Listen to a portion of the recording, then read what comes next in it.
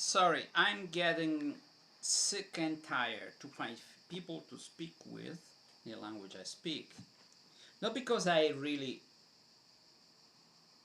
sometimes, okay, I speak Italian, I speak English, and Greek is quite fluent. I'm not like a native speaker, but after 36 years, I speak fluently, understand 98, 99% of a common text or not a specific, you know, difficult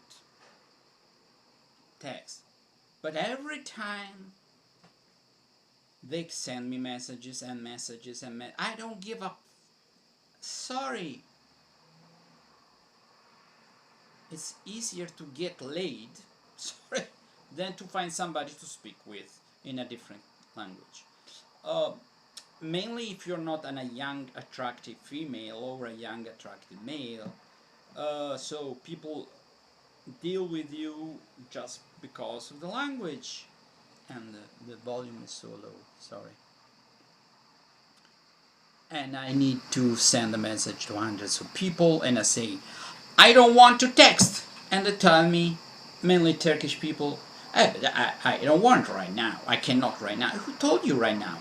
I'm speaking in general. I'm generally speaking. So every time it gets annoying. I spend more time trying to speak with somebody. If I use the time to practice the language I want to learn, which is mainly Turkish or Greek, I need to practice, because you always need to practice the language you speak, even your native language you practice. It's your native language because you practice it all the time.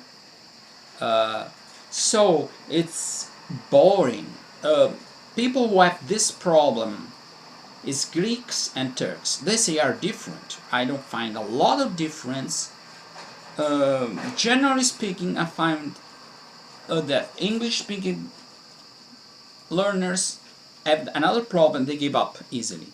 Actually, most of people give up learning a foreign language, and it's like they want to learn a language.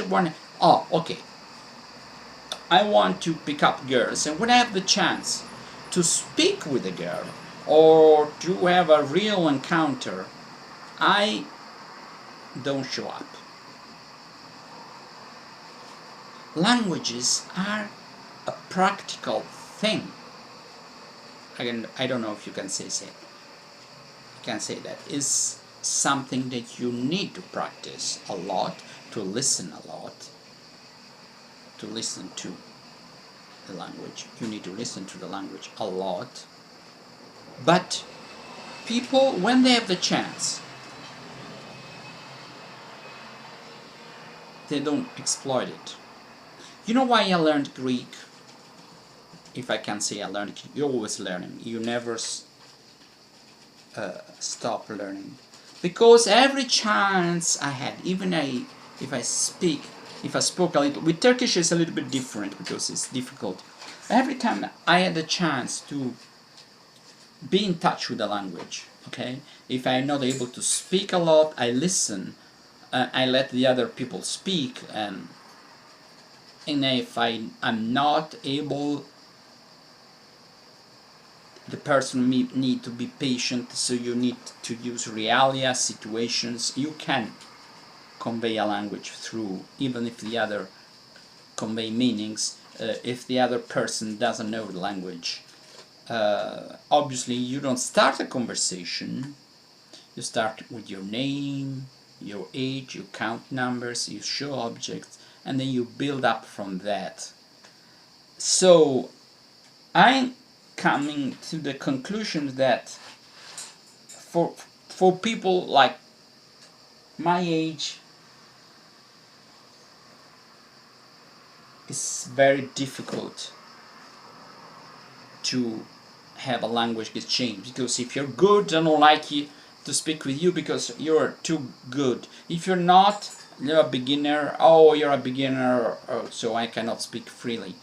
No, it doesn't work like that. You have to adjust to the person. It's not a given that we need to be on the same level, okay? I'm a beginner in Turkish, so I can help in English, but you can also help beginners. It's a big problem. I mean, I say, okay, I don't want to spend time trying to contact people, and then for the most part, people, if you do it seriously, they give up. If you want to text, if you don't want to text but you want to speak, they give up. If you are not exactly the same level, they give up. If you don't have the same timetable, they give up. So, since I am a strong believer in input,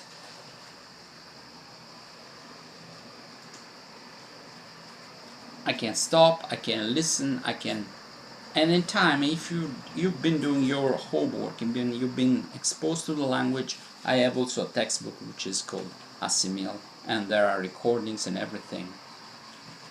But really, I really came to the conclusion that it's a lost cause.